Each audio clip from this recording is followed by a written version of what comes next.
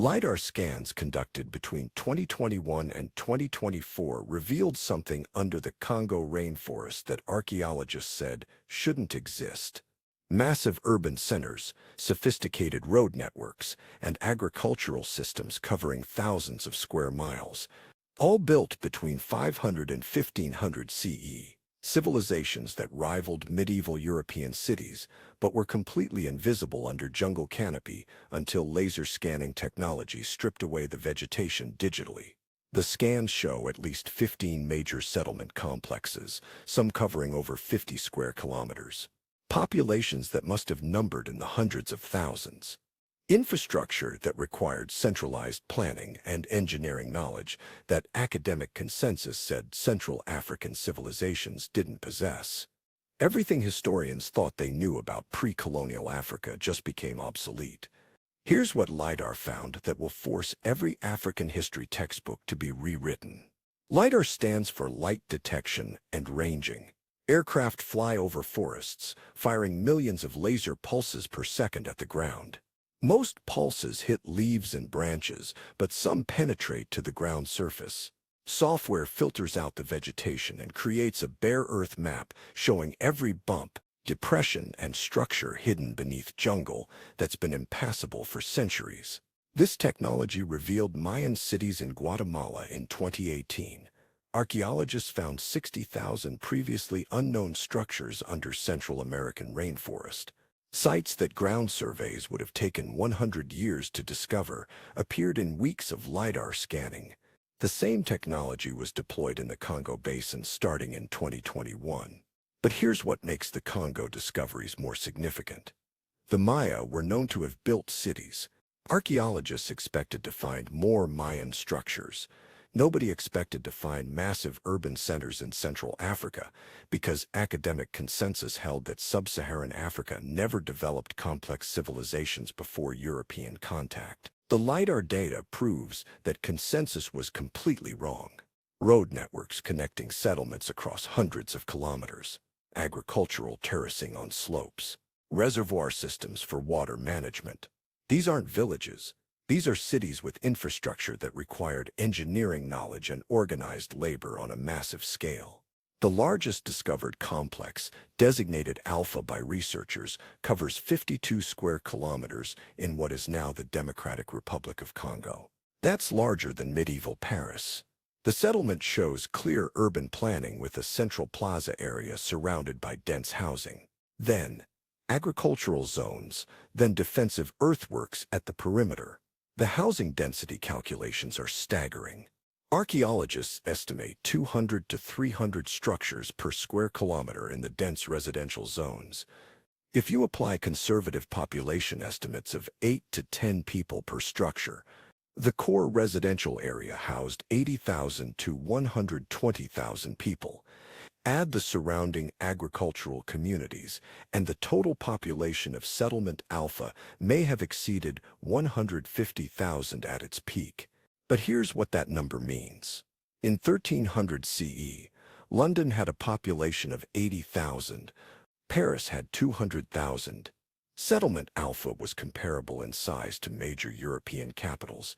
Yet it doesn't appear in any historical record. No written accounts mention it. No oral traditions describe it. It was completely erased from history by jungle reclamation after the settlement was abandoned. The road network extending from Alpha connects to at least 4 other major settlements visible in the LiDAR data. These roads aren't dirt paths. They're engineered thoroughfares 8 to 12 meters wide with drainage systems. Some segments show evidence of surface treatment, possibly crushed stone or compressed laterite. This is infrastructure requiring central planning and maintenance. The settlements didn't exist in isolation. The LiDAR reveals an integrated agricultural landscape that must have fed massive populations, terracing on hillsides to prevent erosion and maximize arable land, irrigation channels directing water to fields, what appear to be reservoir systems storing water for dry seasons. Here's what this agricultural infrastructure tells us. You don't build terracing and irrigation for subsistence farming. You build it to generate surplus to feed urban populations.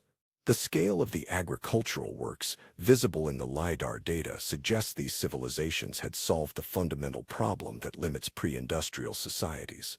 They could produce enough food to support large numbers of people who weren't farmers. The settlements show evidence of specialized districts, areas with larger structures that may have been administrative or religious centers. Zones with smaller uniform structures suggesting artisan quarters. Open areas that could have been markets. This is urban specialization. Some people farmed, others made goods. Others governed or performed religious functions. Task civilization. But here's what makes this revolutionary.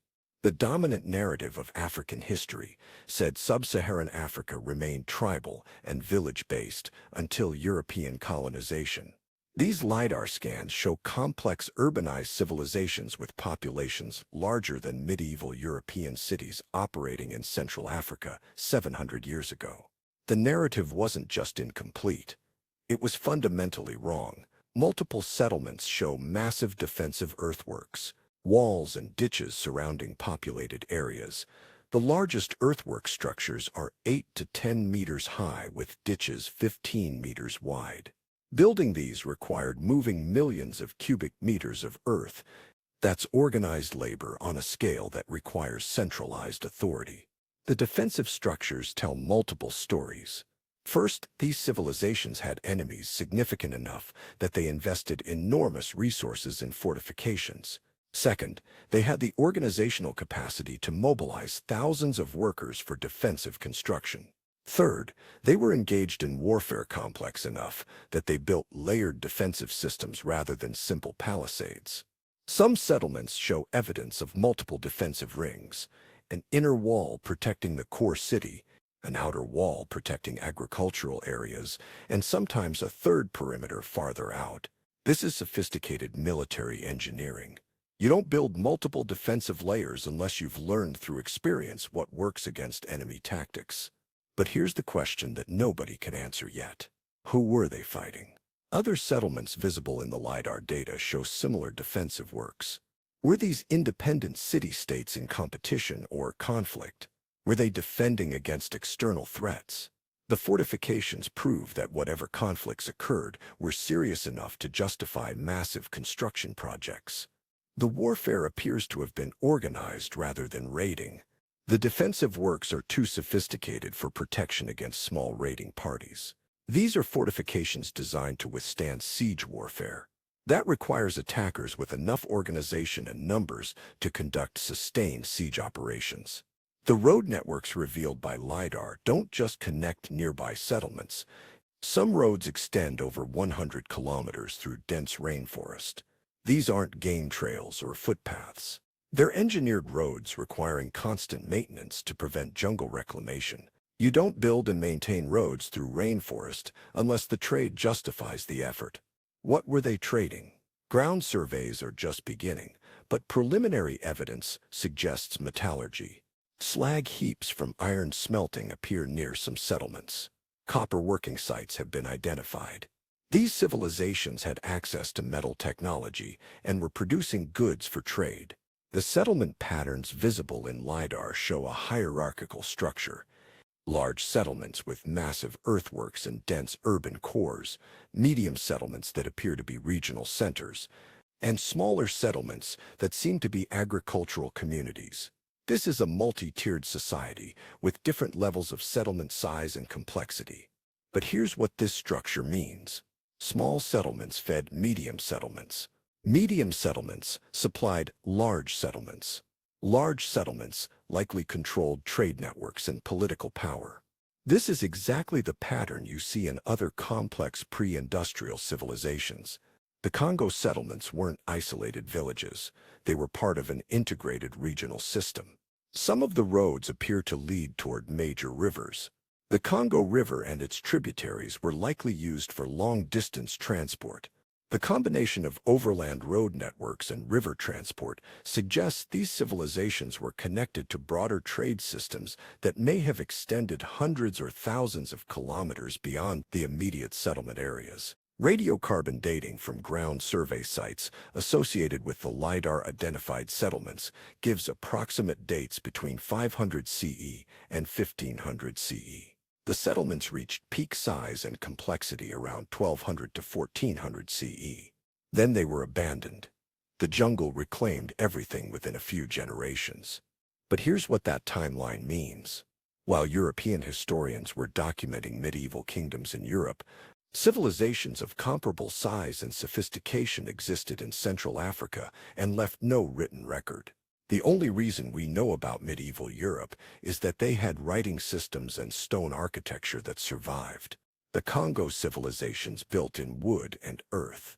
The jungle erased them completely. This raises an uncomfortable question for historians. How many other complex African civilizations existed, but left no trace because they built in materials that didn't survive? Stone architecture creates ruins that last millennia. Wood and earth construction disappears within centuries in tropical climates. Were there dozens of African civilizations that we'll never know about because their building materials weren't durable? The abandonment around 1500 CE is suspicious timing. That's exactly when Portuguese explorers began penetrating the Congo region. Some researchers speculate that European contact brought diseases that devastated populations, forcing survivors to abandon their cities. Others suggest climate change disrupted agricultural systems.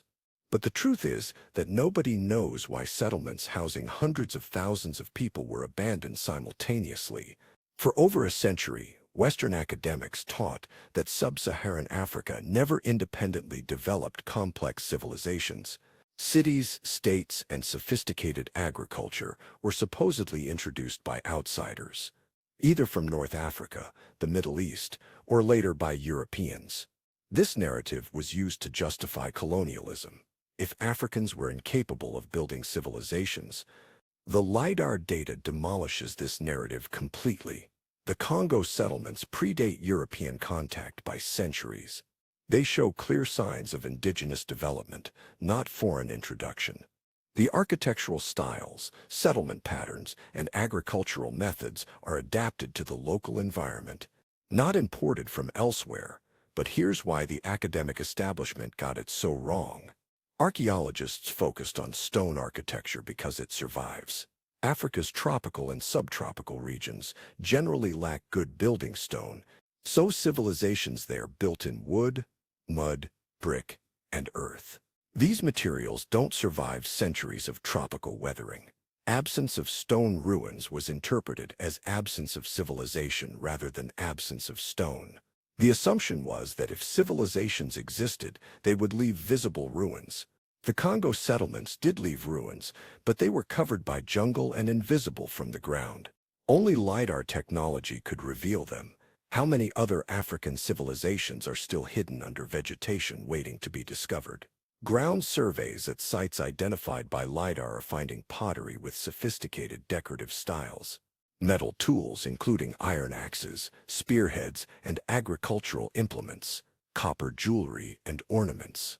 These aren't crude early attempts at metalworking. These are refined products from societies that had mastered these technologies. The metallurgy is particularly significant. Iron smelting requires temperatures above 1200 degrees Celsius. Achieving this requires knowledge of furnace design, charcoal production, and ore processing. It's not something you figure out by accident. The presence of iron tools at multiple settlements suggests widespread metallurgical knowledge. Copper working is even more complex because copper deposits are rarer than iron ore. The presence of copper goods suggests trade networks that could acquire and distribute copper across the settlement system. That requires economic organization beyond simple barter. Some form of market economy or tribute system must have existed. But here's what the material culture reveals. These weren't primitive societies barely surviving in the jungle. They had surplus wealth to invest in decorative arts, specialized crafts, and trade goods. That's the mark of successful civilizations. When you move beyond subsistence to producing goods for aesthetic or status reasons, you've achieved a level of prosperity that supports cultural development. If civilizations of this scale existed in the Congo Basin, where else might complex societies have existed but left no visible trace? The Amazon rainforest covers 7 million square kilometers. Recent LiDAR surveys there are revealing extensive earthwork complexes and settlement patterns. West Africa's forest zones remain largely unsurveyed. Southeast Asian jungles could hide similar structures. The historical narrative we've been taught is based on visible ruins. Stone structures in Egypt, Mesopotamia, Greece, Rome. These civilizations left architecture that survived and shaped our understanding of human development.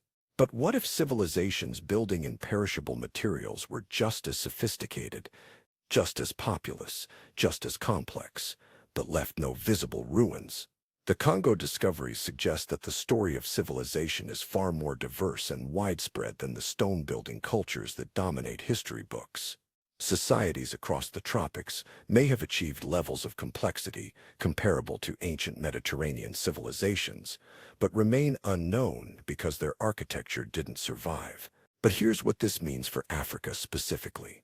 The narrative that Africa was primitive before European contact was based on absence of evidence. Not evidence of absence. The evidence existed. It was just invisible under jungle canopy. As LiDAR technology surveys more of tropical Africa, we're likely to discover many more hidden civilizations. This fundamentally challenges the historical narrative used to justify colonialism. If Africans built cities with populations exceeding 100,000, developed sophisticated agriculture, mastered metallurgy, and established regional trade networks centuries before European contact, then the claim that Europeans brought civilization to Africa collapses completely. Multiple research teams are now conducting ground surveys at sites identified by LiDAR. They're excavating structures, collecting artifacts, and using radiocarbon dating to establish detailed timelines. Within the next 5 years, we'll have a much clearer picture of who built these cities, how they lived, what they traded, and why they were abandoned. But here's the most important implication.